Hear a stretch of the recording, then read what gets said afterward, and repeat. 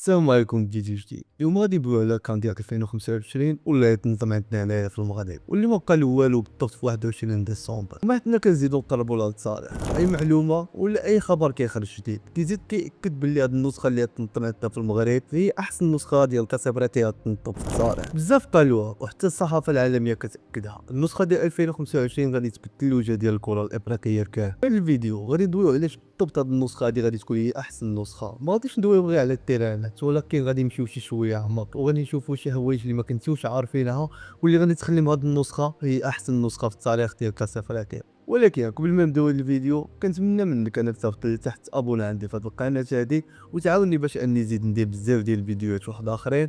تخلي لي لايك وشي كومونتير، تقدر تكتب شنو ما بغيتي. ودابا نبدا.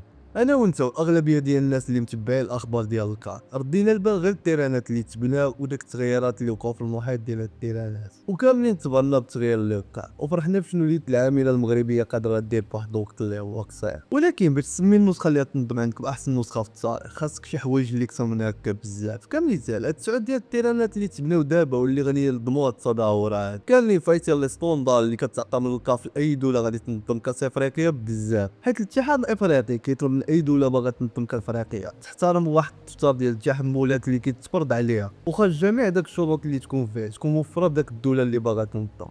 بالنسبه للتيرانات الكاف كطلب منك جوج ديال التيرانات يكونوا اكثر من 40,000 واللي كتنظم فيهم الفينال والماتش الافتتاحي، وعلى الاقل جوج تيرانات يكونوا بين 20 و 25 الف مقعد، وجوج واحد اخرين يكونوا بين 15 و 20 الف مقعد. هاد التيرانات كاملين خصهم يكونوا كيتوفروا على الاساسيات ديال تنظيم اي مباراه، كالفار الغازو يكون بواحد الكاليتي اللي هي زوينه، يا اما يكون هجين بين العشب الطبيعي والعشب الاصطناعي واللي يكون طبيعي 100%. البولاص يكونوا ليد بواحد الجوده اللي هي عاليه، وزيد عليها الفيستيلات يكونوا بواحد الكاليتي اللي هي زوينه، والبلايص اللي كيكونوا بي.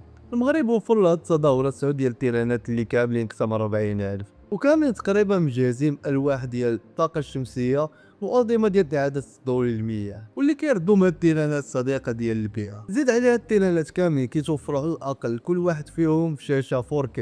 زيد عليها كاميرا ديال المراقبه واللي خدامين بالذكاء الاصطناعي اللي كيرصدوا الوجوه وحتى التحركات وحتى التجمعات، واللي كيطلقوا واحد الانذار قبل ما يوقع اي مشكل. بالنسبه للارضيه ولا التيران يعني الكازو، هاد الكازو اللي موفرين في التيرانات بالتسعود كاملين بواحد الكاليتي اللي هي زوينه وكبيره. هاد العشب هذا كيكون خليط بين الصناعي والطبيعي، هو نفسه اللي كيستعمل في التيرانات ديال كاس العالم واللي ما كيتاثرش بالضغط ديال المباريات ولا بداك الاستخدام ديالو متكرر. دابا غادي ندوزو لواحد حاجه واحده اخرى اللي الا ما كانتش ما غاديش نحسو بالمتعه والفرجه في اي ماتش كيف ما كان، واللي هي النقل التلفازي. الكاب كطلب اقل كاليتي تكون متوفره هي اتش دي، زيد عليها زون ديال بيضه التصوير والربط بالاقمار الاصطناعيه، زيد عليها على الاقل واحد 12 كاميرا اللي تكون موفره في وسط التيران واللي كنقلوا بها الماتش. المغرب وفرات التيران الرئيسي اللي هو مولاي عبد الله 40 كاميرا، وفي طنجه 33، وفي باقي التيرانات على الاقل 28 كاميرا، يعني اكثر بزاف من داكشي اللي طالبه الكاف. زيد على التسلسلات ديال الاعاده اللي غادي يكونوا سوبر سلو موشن ولا الالترا موشن،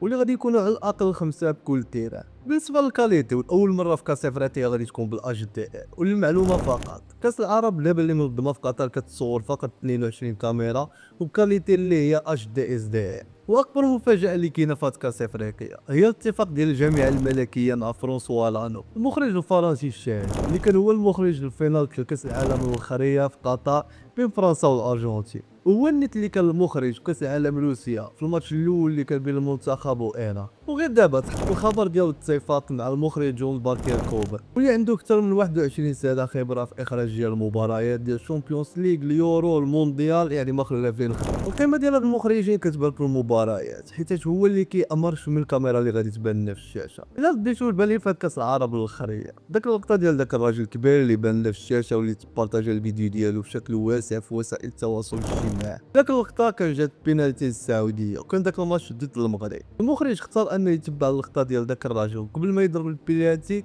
حتى مورا باش يشوف اللقطه ديالو ويشوف يعني الرياكسيون اللي غادي يدير، وهذا الشيء اللي عطانا واحد اللقطه اللي غادي نبقاو عاقلين عليها السنين، واي مره غادي تجي كاس العرب غادي تفكروا داك اللقطه ديال داك الراجل. اخر حاجه غادي ندويو عليها هي الملاعب ديال التدريب والاقامه ديال المنتخبات. الكاب كيطلب 24 درهم، يعني تيران يكون منتخب يكونوا كيتوفروا على واحد الفيسيرات وعلى واحد كلاش باللي هو عادي. الكاف كيلزم ان كل منتخب خاصو يكون في اوتيل بوحدو وما كيحددش من عدد ديال النجوم ولاش من كاليتي يكون داك الاوتيل. هاد النسخه المغرب خدم بالتيم بيز كامب سيستم، واللي هو واحد النظام اللي كيمنح لاي منتخب انه يكون بوحدو في مدينه، واللي معناه ان المنتخبات ما كيبقاوش كاملين مجموعين في مدينه وحده، وكل وحده كتكون لكل منتخب كيكون عنده واحد لوطيل وواحد التيران اللي ديالو بوحدو كيتصرف فيه كيف ما بغا. هذا النظام كيعطي الراحه والتركيز وحتى الامان، وهو النت اللي كيخدموا به في اي مونديال. المغرب وجد اكثر من 24 مركز تدريب متطور، وبزاف منه اكاديميات عالميه بحال المعبوره واكاديميات ديال الرجاء والفار والوداد